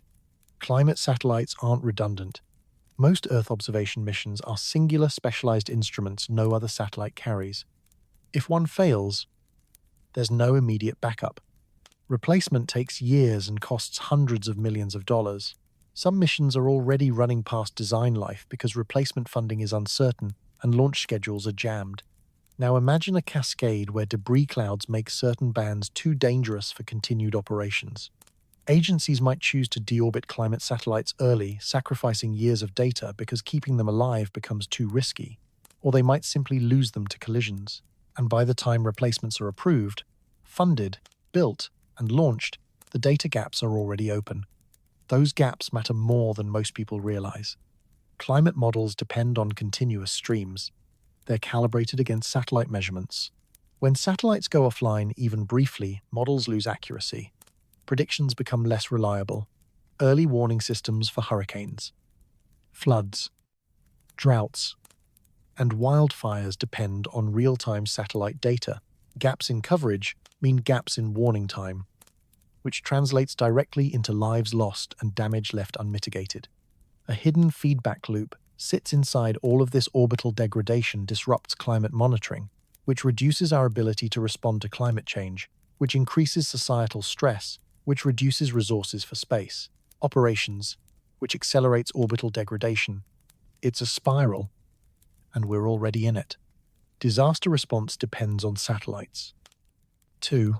When hurricanes land, when earthquakes strike, when wildfires run, emergency services use satellite imagery for damage assessment, resource coordination, and backup communication. If orbital cascades reduce satellite availability during crisis periods, response becomes slower, less coordinated, and more costly in both lives and resources. The places that need help most are often the places with the least ground infrastructure, meaning they rely most on satellite communication. Losing orbital access doesn't just mean losing space. It means losing Earthside capabilities we've come to treat as normal navigation for planes, ships, and emergency vehicles, connectivity for remote regions, forecasting that keeps people safe, supply chain coordination that keeps food and medicine moving, financial transactions that depend on satellite time synchronization. We've built a civilization that assumes space works, that assumes satellites will be there when we need them, that assumes orbital pathways stay open. But reliability isn't guaranteed. It's maintained every day by thousands of careful decisions. And when the system grows too complex, when automation takes over, when speed beats deliberation, reliability degrades invisibly until it fails visibly. The irony is brutal. We need space to monitor and respond to climate change. Yet we're filling space so aggressively that we could lose access exactly when we need it most. And climate change makes orbital operations harder. Extreme weather disrupts launches, ground stations, power, and communications. The crises reinforce each other. There is no backup plan here, no true alternative to satellites for global climate monitoring. We can't suddenly build a planet-wide network of ground sensors and expect it to replace decades of orbital infrastructure, and even if we tried, ground infrastructure is vulnerable to the same climate impacts we're trying to measure. Coastal stations threatened by sea level rise, Arctic bases threatened by permafrost collapse, weather stations in regions turning uninhabitable. Space was supposed to be the high ground, the stable vantage where we could watch Earth and understand planetary scale change. But we're destabilizing that vantage faster than we're stabilizing the world below. And if we lose both, we navigate the future with 19th century awareness and 21st century problems. At least Earth is still reachable if orbit fails. The Moon and Mars won't be. Part 14. The Moon and Mars without Earth orbit. Every plan to expand beyond Earth begins with the same assumption: low Earth orbit remains accessible. NASA's Artemis program, SpaceX's Mars architecture, China's lunar base plans, private stations, asteroid mining ventures, all of them require launching from Earth, staging in orbit, refueling, then transferring to deep space trajectories. There is no way around low Earth orbit. It's not optional. It's the unavoidable gateway between Earth's surface and everything beyond. And if that gateway closes, if debris makes it too hazardous to keep spacecraft there, we're not reaching the Moon or Mars or anywhere else. We're grounded. The physics is unforgiving. Chemical rockets don't have enough energy to go straight from Earth's surface to the Moon in a single burn. You have to reach orbit first, stabilize, then perform another burn to break free of Earth's gravity well. That staging requirement means time in low Earth orbit, and if orbit is full of debris clouds that can shred a vehicle, that time becomes a lethal risk you can't simply design away. Think about what that means in practice. A Mars mission means assembling components in orbit, transferring propellant, coordinating multiple launches. The Starship architecture depends on orbital refueling tankers docking with the main vehicle to top off tanks before the trans-Mars injection burn. That's not quick. It takes days, maybe weeks, with the spacecraft sitting exposed in low Earth orbit. Every hour spent in a debris-filled environment is another hour of collision probability, another roll of the dice where snake eyes means mission failure and possibly crew death. And debris doesn't stay neatly in low Earth orbit. Collisions generate fragments that spread across orbital planes, including the corridors used for lunar and interplanetary transfers. Launch windows become constrained not just by celestial mechanics, but by debris avoidance. Getting through the debris field becomes the hardest part of the mission, and the longer you wait, the worse it gets, because debris spreads and multiplies while your launch window remains fixed. The energy requirements compound the problem. Reaching low Earth orbit costs roughly 9 kilometers per second of delta V, the velocity change needed to overcome gravity and atmospheric drag. Once you're in orbit, reaching the Moon requires about another 3 kilometers per second. Mars needs more, but dodging debris costs delta V too. Every avoidance maneuver burns propellant you can't spend on the mission itself. So you launch more fuel to compensate, which makes the spacecraft heavier, which demands more fuel to lift, which makes it heavier still. Diminishing returns arrive fast. And there's a historical parallel that's uncomfortable. Humanity has always expanded outward across oceans. Deserts. Ice caps into hostile places. The assumption has been that space is simply the next frontier. That expansion into the solar system feels inevitable given enough time and technology. But what if it isn't? What if we're living inside a brief window where space access is possible and we're closing that window before we fully use it? Consider Antarctica. For centuries it was unreachable. A frozen mystery at the bottom of the world. Then briefly, in the 20th century it became accessible. We built research stations, mapped the continent, studied its ecosystems. Now, as climate change destabilizes ice sheets and geopolitics strains cooperation, the future of Antarctic research is uncertain. We had a window. We used it, partly, and that window may be narrowing again. Space could follow the same arc. For about 70 years from the first satellite in 1957 to now, we've had relatively clear access to orbit. We used that window to build incredible things: GPS, global communications, Earth observation networks, space telescopes. But we also cluttered the orbital environment to the point where continued access is no longer guaranteed.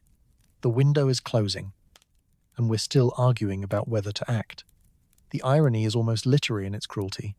We dream of Mars colonies and lunar bases, while simultaneously creating conditions that could keep us trapped in low Earth orbit. We talk about becoming a multiplanetary species, while turning the space just above our atmosphere into a hazard zone that could confine us to Earth for generations.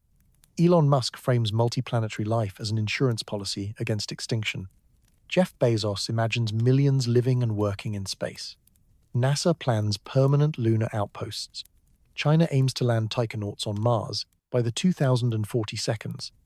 All of these visions assume we can reach orbit safely, repeatedly, affordably, but if orbital debris makes launches too dangerous, too expensive, or too unreliable, every one of those plans becomes fantasy. And once you're trapped, escape isn't simple.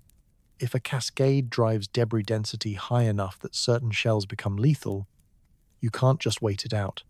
Some debris persists for decades, for centuries. Objects at 0 kilometers altitude have orbital lifetimes measured in millennia.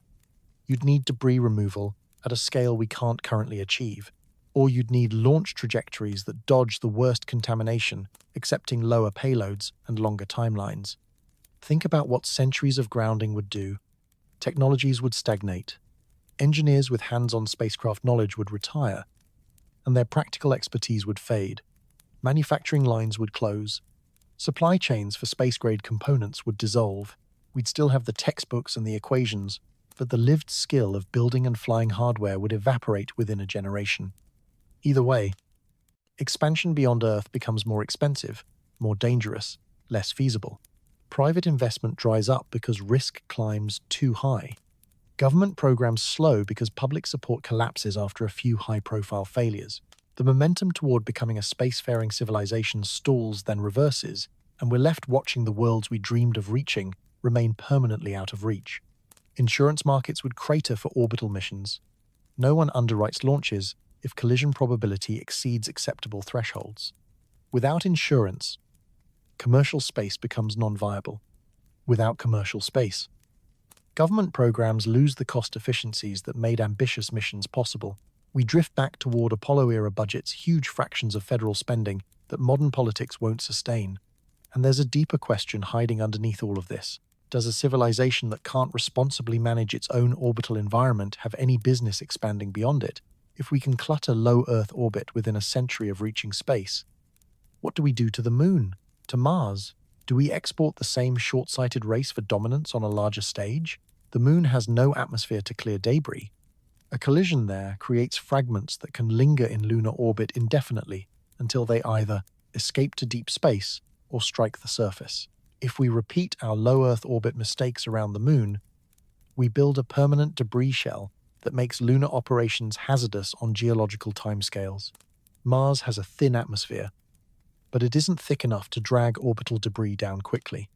Same problem, slightly slower timeline. And history suggests we don't learn fast. Scientists warned about Kessler Syndrome back in the 1970 seconds before the space shuttle era. 50 years later, we're still launching satellites faster than we remove them, still optimizing for short-term gain over long-term sustainability. What changes when we reach the Moon? Why would we suddenly develop restraint and foresight we've never consistently shown? Maybe the orbital crisis is a test, not one we chose, but one we're facing anyway. Can we coordinate globally to manage a shared resource? Can we balance competition with collective safety? Can we trade short-term self-interest for long-term survival? If we can't, maybe grounding ourselves is the universe's way of containing the damage we'd cause if we spread further. That's bleak, but it's honest. We're not entitled to space. We have access only as long as we maintain it. And maintenance requires discipline we haven't demonstrated yet.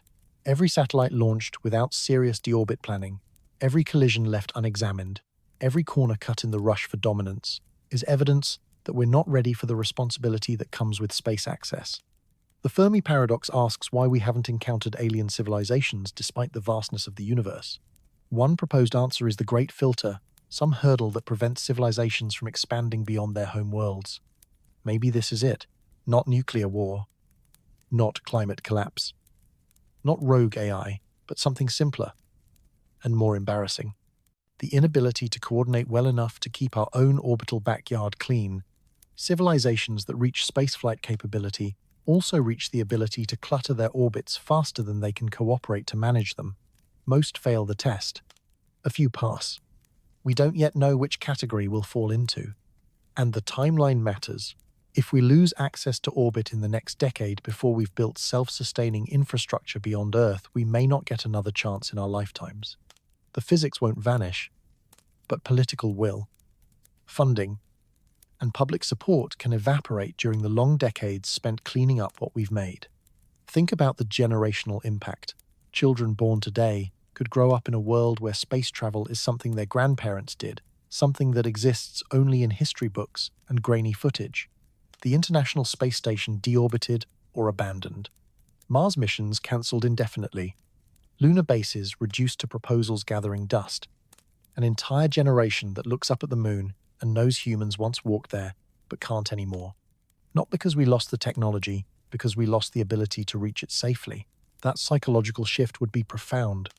For 70 years, space has represented human potential, the frontier we keep moving toward. Losing access would feel like failure at a civilizational scale, an admission that we couldn't manage our own ambitions. The cultural impact would rival the shock of Challenger or Columbia, except permanent, not temporary.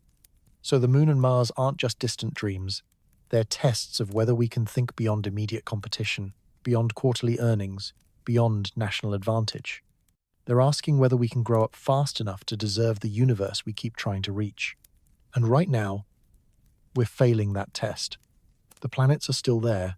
Mars still has ancient riverbeds we want to explore, subsurface ice we want to sample, and mysteries we want to solve. The Moon still holds resources we could use, craters we haven't truly seen, and scientific questions we haven't answered. The universe hasn't closed its doors. We're closing them ourselves. One satellite launch at a time. One coordination agreement we avoid. One short-term decision at a time. The tragedy is that we know better. We have the knowledge, the technology, the resources to manage orbit sustainably. If we choose to, what we lack is the collective will to prioritize long-term access over short-term advantage. And without that will, the stars remain visible but unreachable, close enough to see, too far to touch. They remind us of what we could have become, if only we'd been willing to slow down long enough to do it right. Partkins, the question we've avoided. This story isn't really about satellites.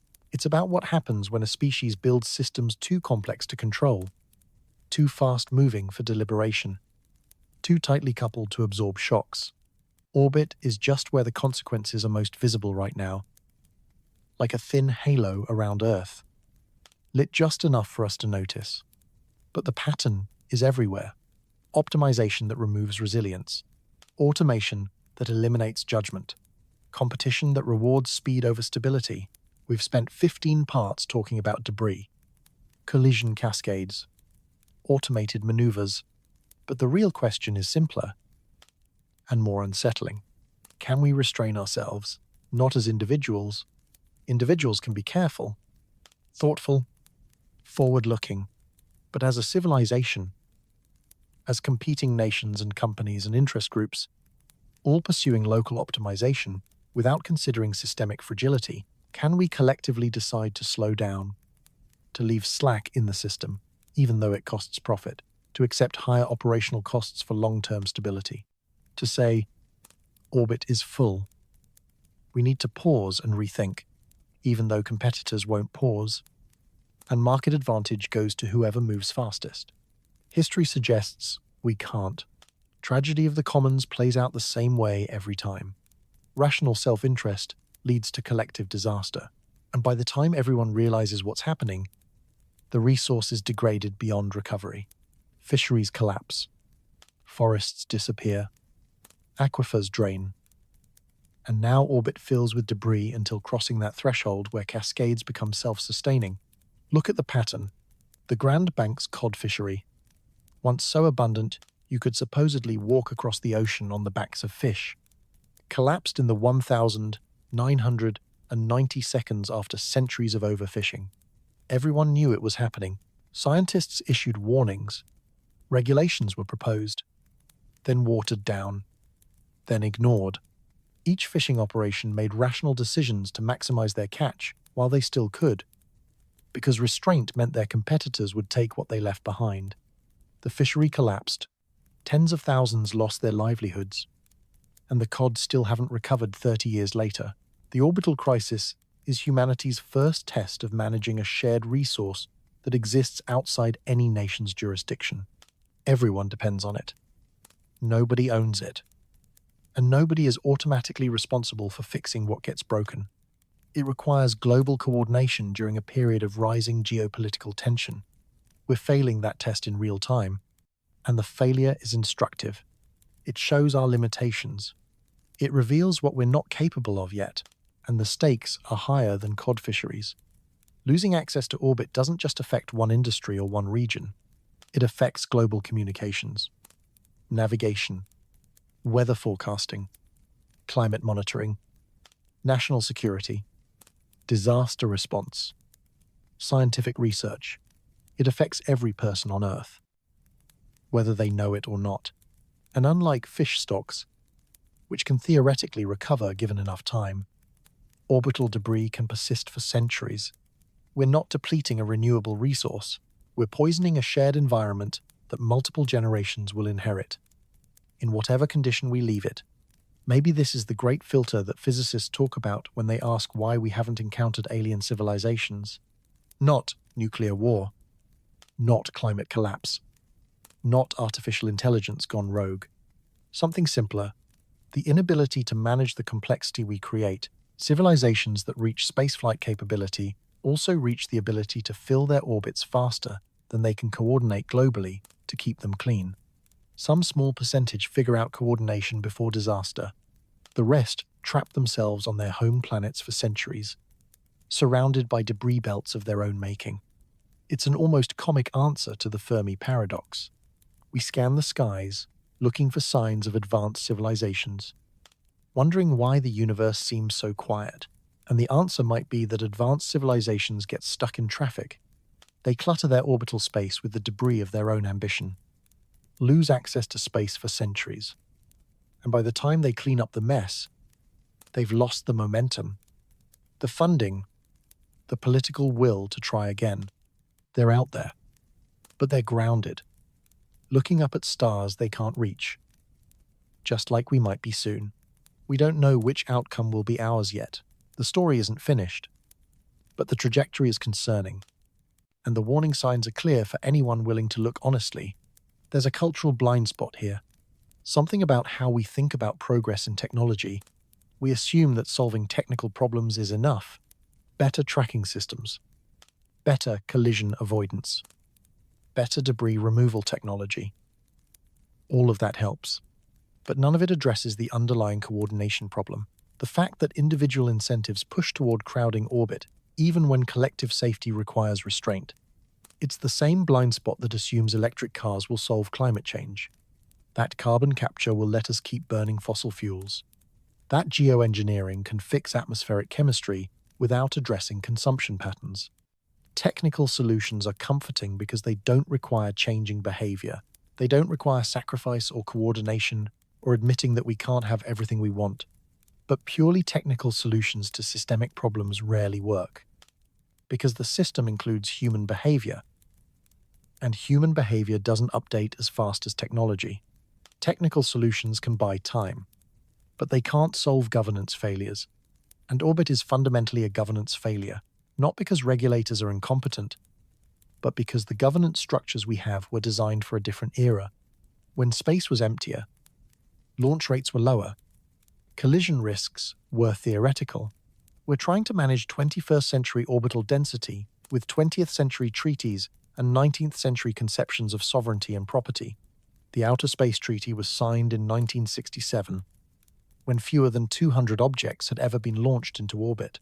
It established noble principles about space belonging to all humanity, about peaceful exploration, about non-weaponization, but it didn't anticipate commercial mega-constellations. It didn't imagine private companies launching thousands of satellites. It didn't account for space becoming a domain where economic competition and geopolitical tension play out in real time. The treaty is still legally binding, but it's also increasingly irrelevant to the challenges we face, and updating it requires consensus among spacefaring nations who are currently competing for orbital dominance. China isn't going to agree to launch restrictions that benefit American companies. The United States isn't going to accept oversight that limits its military space operations. Russia, India, Europe, private companies, they all have conflicting interests and no incentive to be the first to restrain themselves. So the governance vacuum persists, and the debris accumulates.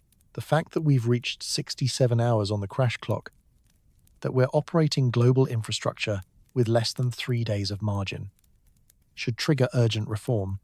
It should prompt international emergency meetings, binding treaties, mandatory coordination protocols, funded debris removal programs. It hasn't, because the crisis is invisible, because collisions are still rare enough to seem like anomalies, because the cost of coordination feels higher than the cost of eventual collapse, even though that's objectively wrong. There's a psychological phenomenon called hyperbolic discounting.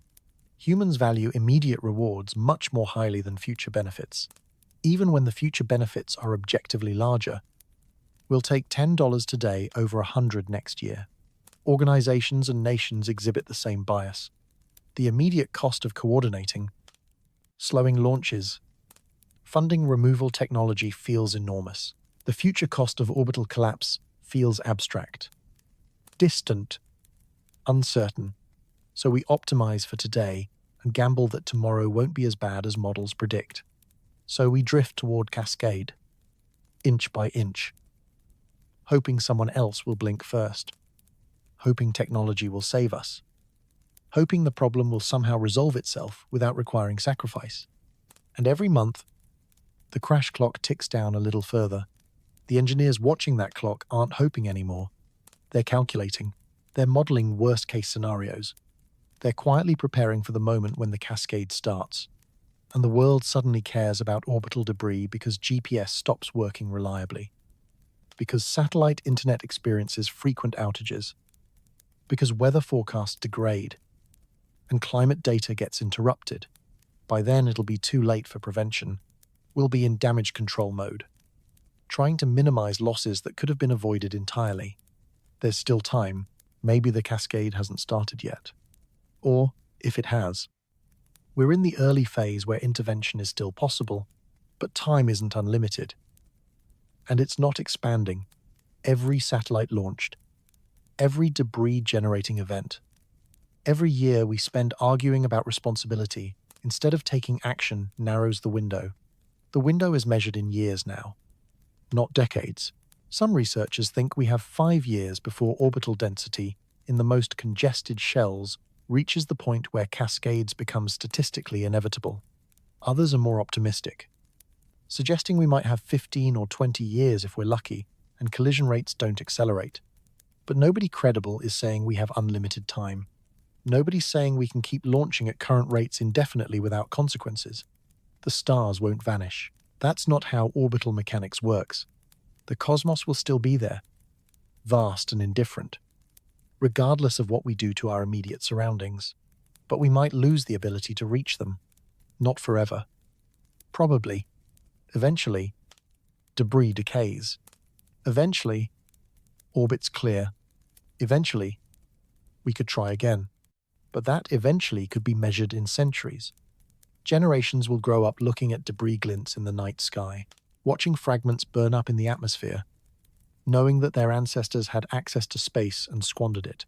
They'll study the orbital crisis in history classes, analyze where we went wrong, debate what could have been done differently, and they'll live on a planet where space is a visible hazard. A reminder of hubris rather than a frontier promising expansion. Imagine being that generation, growing up with stories about the International Space Station, about Mars rovers, about the brief period when humanity was becoming spacefaring, but living in a world where orbital launches are rare, expensive, dangerous, where insurance companies won't underwrite missions, where satellite internet is something your grandparents had. But you don't, where the night sky is full of glinting debris, a constant reminder that we had something precious and broke it through carelessness and competition. That future is avoidable, but avoiding it requires admitting the crisis exists. Admitting coordination is necessary, admitting that speed isn't always progress, and competition isn't always optimal. It requires hard choices now to prevent catastrophic losses later. It requires thinking beyond quarterly earnings and election cycles and market advantages. It requires something humans have historically been very bad at: sacrificing immediate advantage for collective long-term survival. We're asking nations to restrain their space programs, while rivals might not. We're asking companies to limit profitable launches for the sake of orbital sustainability. We're asking individuals to accept that some technological conveniences might need to be scaled back, or done differently. None of that is easy. All of it is necessary. It requires growing up collectively before the debris field grows too dense to escape. Growing up means accepting limits. It means admitting that some resources are finite, that some spaces can be filled. That faster isn't always better. It means developing the institutional capacity for restraint, for long-term thinking, for prioritizing system stability over individual optimization. Humanity has occasionally demonstrated this capacity. In moments of existential threat, we've coordinated globally on challenges like ozone depletion or nuclear non-proliferation. But those successes are rare, hard-won, and fragile. The orbital crisis is testing whether we can do it again on a faster timeline, with higher stakes, and less obvious consequences. The test is ongoing. We're taking it right now, whether we realize it or not. We have 67 hours of silence before chaos. Not literal silence, not an actual countdown, but a margin so thin that one bad day could collapse it. One solar storm, one miscommunication, one automated system making the wrong decision at the wrong time. The clock is running, and this time, when it hits 0, we can't reset it. The stars won't vanish. We just won't be able to reach them. And maybe that's the real lesson of the crash clock. Not that we built systems too complex to control, though we did. Not that we optimized for efficiency over resilience, though we did that, too. But that we had a choice every step of the way to build differently, to launch slower, to coordinate better, to leave margin for error instead of operating at the edge of disaster. We still have that choice. The window hasn't closed yet, but it's closing, and the sound it makes isn't dramatic. It's quiet, measured in declining numbers on a clock most people will never see, counting down to a threshold most people don't understand, toward consequences that will affect everyone. The choice is ours. The time is now, and the stars are watching, patient and distant, waiting to see if we're wise enough to reach them, or foolish enough to trap ourselves looking up at what we can no longer touch.